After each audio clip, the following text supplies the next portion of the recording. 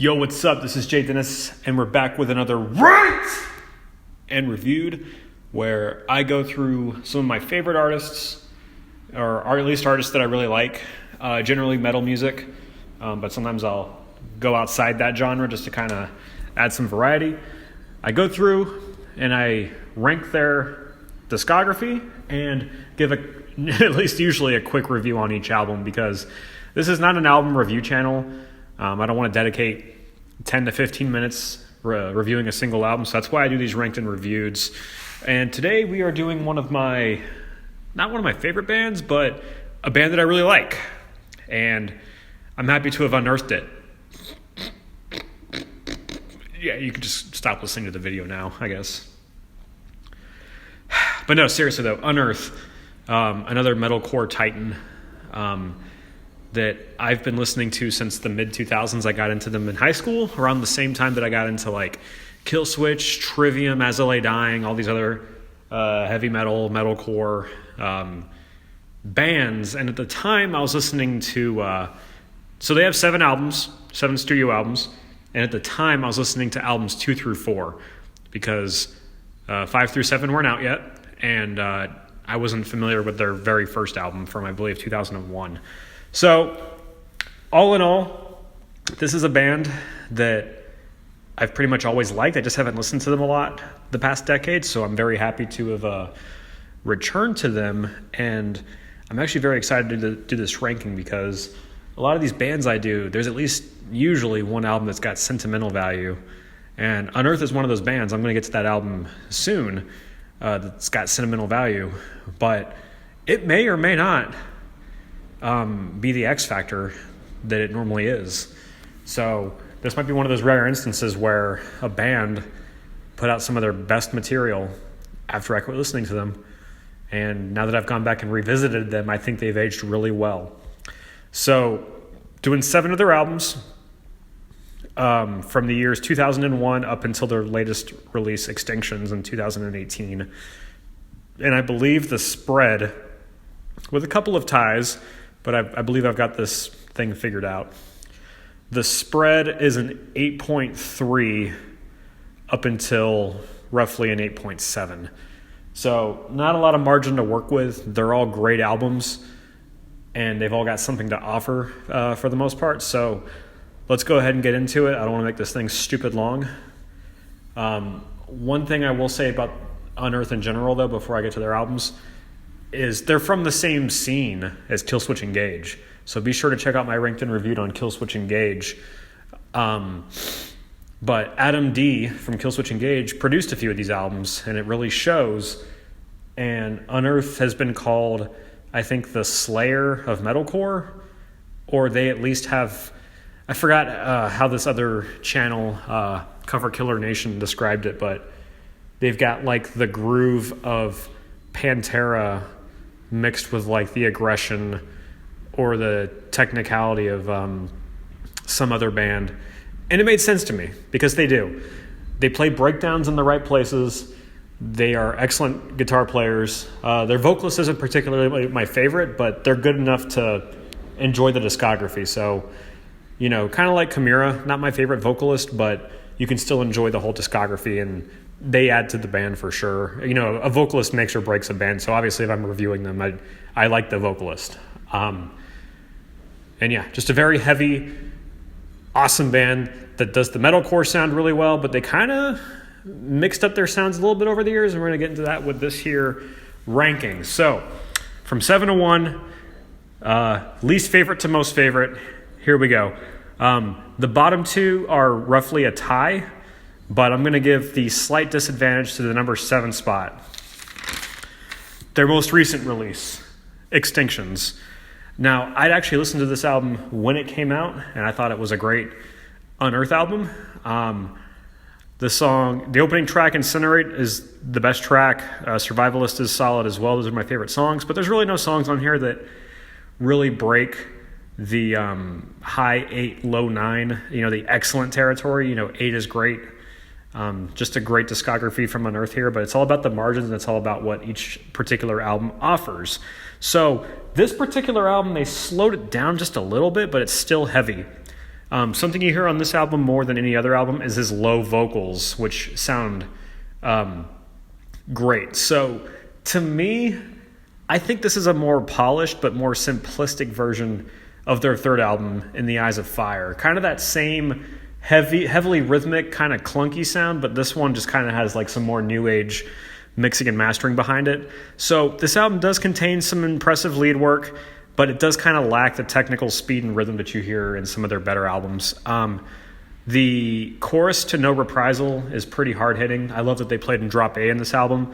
And then the outro to One with the Sun. So this album does close on a good note, and it opens on a good note, but everything in the middle is just kind of not amazing, but not bad. It's a solid 8.3 of an album. I'm kind of generous with my ratings with some of these bands, but we're eventually going to get into territory where I'm a little bit more critical. But this is my favorite genre we're talking about.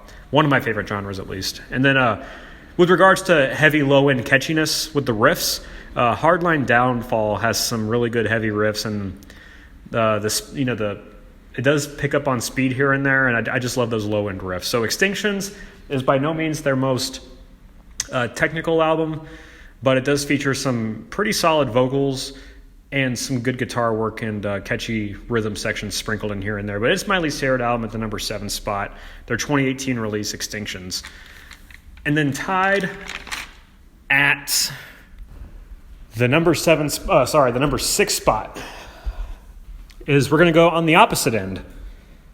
Not their last album, but their first album, Stings of Consciousness, or Stings of Conscience is whatever it's called. I was originally thinking that this would be yet another band where their raw first album was going to be put at the bottom. But I actually think, okay, there's a few things that I do when I rank albums. I don't just look at it subjectively, I look at it objectively. If a band puts out 10 albums and they put some of their best work forward or best effort forward early on because they're hungry, and then they kind of coast a little bit on their more later releases, even if it's more my style, I will sometimes reward the higher rating or ranking to the album that's objectively better. So Stings of Conscience is pretty much tied with Extinctions, but I'm going to give it the slight edge because not only do I think that it's impressive that they put out an album of this caliber as their first release, but I think it aged really well. It is, yes, another raw first album, but there's a lot of fun guitar work in there. It reminds me of how I used to play guitar when I was younger and trying to write some of my first music. You're just excited, and you're kind of like putting a bunch of stuff forward that is, technical but catchy. You're hungry and you kind of want to showcase your skills, but I think it was actually executed really well on this album. Some of the vocals on this album are pretty damn intense. His vocals have changed over time a little bit, but there is a common thread amongst most of the albums. But dynamically speaking, the songwriting structures and everything on here are pretty well executed in songs like Only the People. My favorite track is My Desire. I love those thrashy riffs. There's definitely some more thrash metal elements in this album. But this is just a solid album. It's another album kind of like Extinctions where there's a couple of songs that just barely break the 8.5 mark, but nothing excellent, nothing bad at all. But there is some catchy material in here, and as a first release, which again, I think this album was produced and even played on drums by Adam D of Killswitch Engage. So this album has more of a hardcore sound, so more of the core sound and the metalcore sound is found in this album. So more punk, hardcore elements, but there's still definitely some thrashing, there's definitely some metal elements, and there's definitely some guitar shred work that makes you pretty happy. So at the number 6 spot, I'm happy to say their first raw album is enjoyable to listen to. Unlike other bands, I would actually listen to this one pretty easily. Frankly, I was hoping to put it up a little bit higher, but unfortunately, and I guess fortunately, the number 5 spot goes to their third album, number 3, The Eyes of Fire. It's their third album from 2006. So this album features the song that got me into Unearth, and that's Giles, one of their biggest songs. I had this song on iTunes, I had it on my iPod, and then eventually I got into Unearth. More so, like I started listening to the full album. So I've been familiar with this album since I was a junior or senior in high school. This album got an 8.4 out of 10. And frankly, I was kind of hoping this one would go lower. And before you start punching your screen, because I know this is kind of like a fan favorite, I have some objective reasons. Like, I really did think Stings of Conscience was a pretty solid album, but Eyes of Fire's got a couple of high points that kind of elevate it as an album. But some of the negatives are, it's a clunkier sounding album. Like, sonically, this might be their worst album. I don't particularly love the guitar tones and the drums. It just sounds like, it's not poorly mixed, it's just not their better. It doesn't have that polished low-end sound. So it's crunchier than their prior albums. It's an inconsistent album that's got a couple of solid tracks, but a good thing is, even if it sounds clunky and inconsistent, it is tight. It is a tight album. The guitar work is recorded well, and it's very thrashy. It's a very thrashy album. Songs like Sanctity of Brothers are like a modern day, at least modern at the time, version of like 80s thrash metal, which was pretty fun. But yeah, Guile's Sanctity of Brothers, Bled Dry, those are songs that I've always enjoyed. Guile's gets like nearly a 10 out of 10. Just great sweeping in between breakdowns. Sanctity of Brothers is just an excellent circle pit song, and then Bled Dry is just another heavy-hitting song towards the end. But the closing track, Big Bear in the Hour of Chaos, I think it's what it's called, that is such a great instrumental. So like, when Unearth does do instrumentals, holy shit, they do them well. So there's just a couple of really good tracks that are sprinkled within this album that kind of elevate it up by a little bit. Doesn't mean the rest of the album is bad. There's no songs in here that dip below an 8. But some of my least favorite songs are on this album, like Unstoppable, which again, why would anybody say that? To me, it's just a little too simple, a little too predictable compared to some of their better material on other albums. But March of the Mutes, This Time Was Mine's got some pretty cool intros. And then Devil Has Risen's a pretty cool song too. And then Glorious Nightmare's pretty good opening. But yeah, so that's the number 5 spot. Number 3, Eyes of Fire. It's got some good moments in it that elevate it up, but consistently, it kind of just sits comfortably at the number 5 spot, just barely. And at the number 4 spot, the only album that I physically own, and I'm surprised this one got this low, but here we are. The 2008 release, The March. I've heard different things about this album. It's kind of like their most popular, I think, but I also heard that some like diehard Unearth fans thought that this was kind of where they started to go south. I don't know. As a metal elitist, or whatever you want to call it, this album is very pleasing. This was one of those albums my senior year of high school that was like the soundtrack to my year, an excellent year in high school.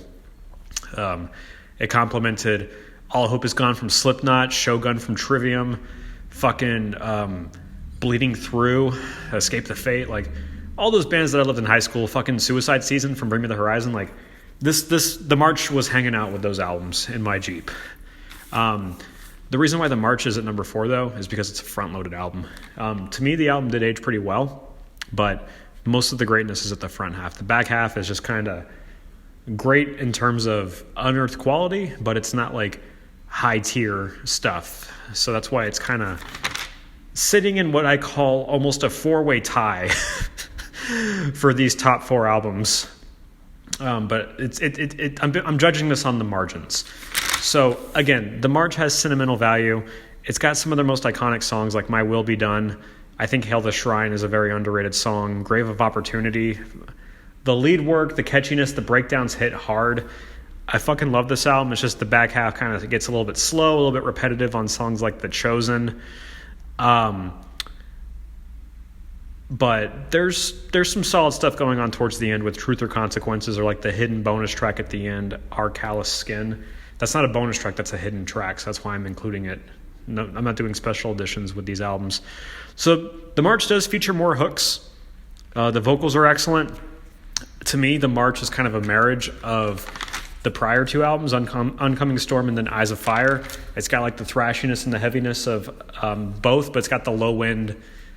It's got the low-end riffage and appealing sonicality of Oncoming Storm. And it's got some cool drop G-tuned songs like The March and Letting Go. Even though I just shat on The Chosen, I think it's got a solid guitar solo. So, again, The March has what we call sentimental value, the X factor, but even though the album did age well, compared to most of the other albums, this one's like pretty front-loaded. So the top 4 or the first 4 or 5 songs are some of Unearth's best songs, actually.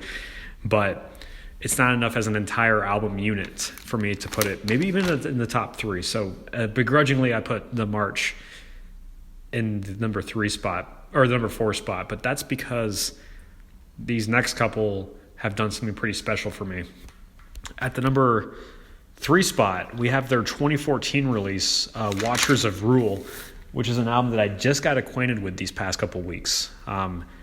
Their 2010 material, except for Extinctions, I didn't listen to either of those albums when they came out, except for Extinctions. So I kind of slept on these, and that's why I love doing these ranked and reviews, to go back and see what I missed.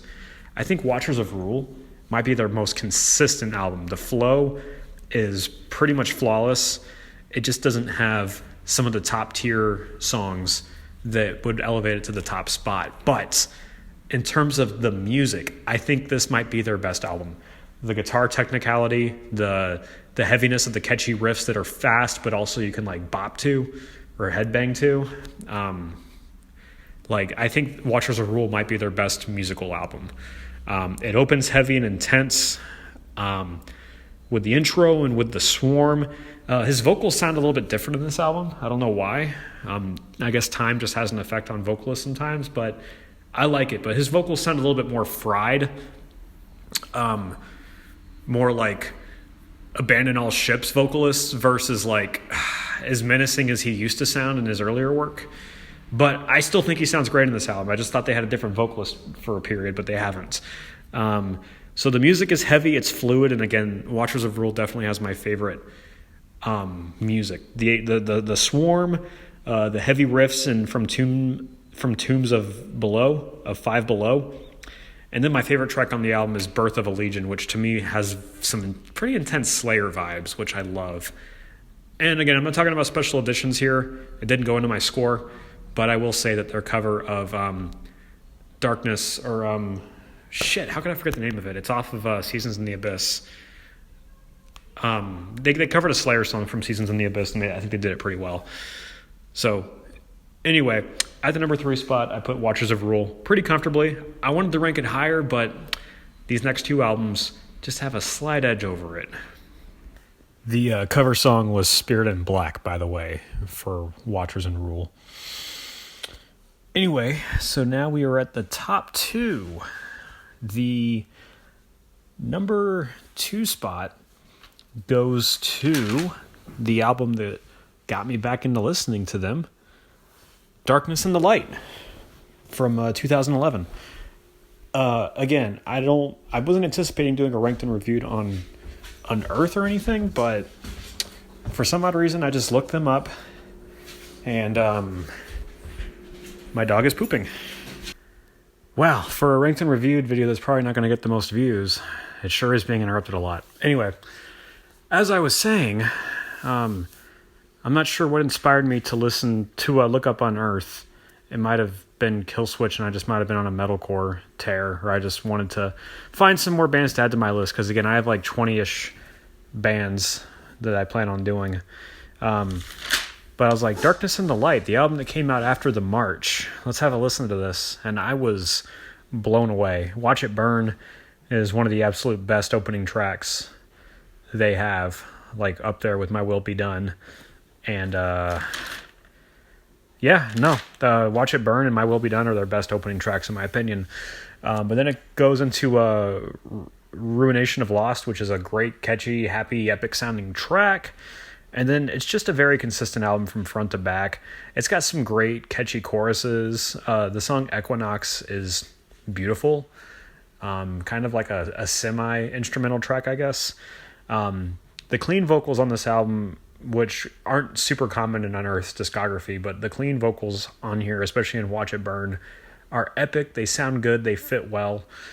And if I had to describe what Darkness and the Light is, I think it's a more intense version of The March.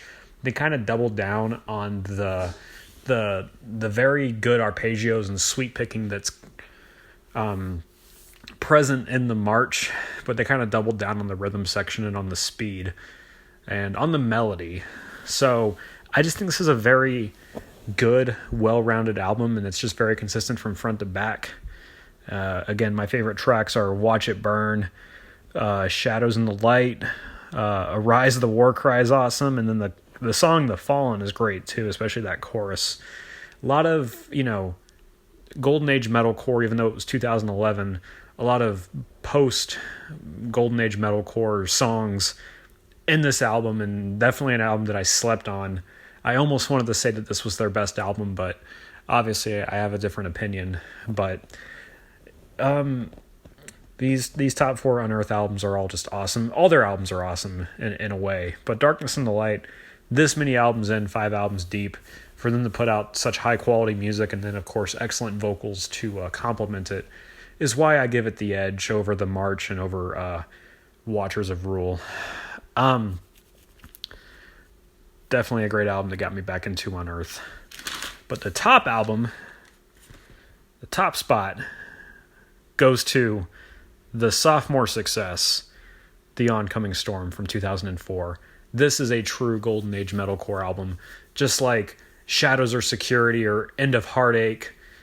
Just a lot of good shit here. That album from Diecast, like Oncoming Storm is just, it's sonically their best album probably. The low end guitars, the low end of the guitars, I think they predominantly play in B standard on 7 strings.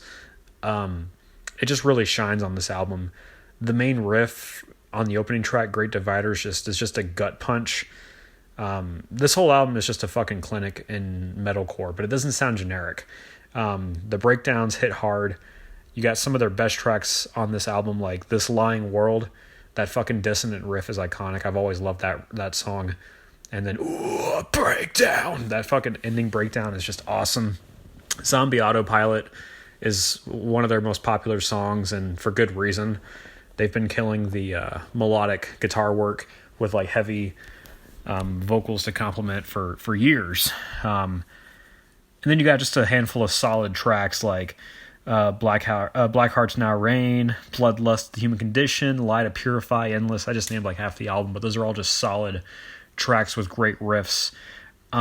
This album does feature their absolute best instrumental, though. Since I was young, I thought that Aries was an excellent instrumental song. It's fucking beautiful. The piano, the guitar work, it really is a sophomore success of an album. It's a fucking clinic in metalcore, and I got a little bit of sentimental value to this. Like I said, Oncoming Storm, Eyes of Fire, and The March were kind of high school albums for me. Mostly The March, but Oncoming Storm does have some good memories associated with it. So the low-end guitar work with the fucking beautifully mixed low-end sound on the breakdowns, and then just, again, the overall sophomore success. They fucking followed up Stings of Consciousness, which was a great album, with this, in my opinion, their best album by a small margin.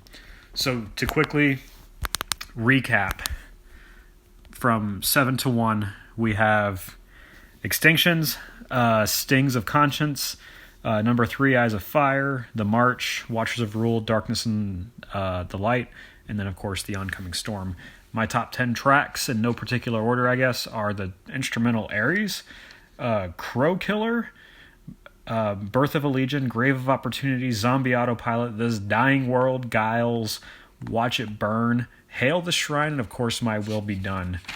So, yep, that is my ranked and reviewed of Unearth's 7 studio albums. I hope that they put out more work in the future, but much like Killswitch Engage, they got a solid legacy behind them, and I'm glad that Boston metalcore scene spawned so many great bands and made a pretty solid soundtrack to my high school years and beyond. Definitely a great band to get back into. Darkness and the Light and Watchers of Rule, 2 albums that I just got into. Fucking excellent, heavy, well done.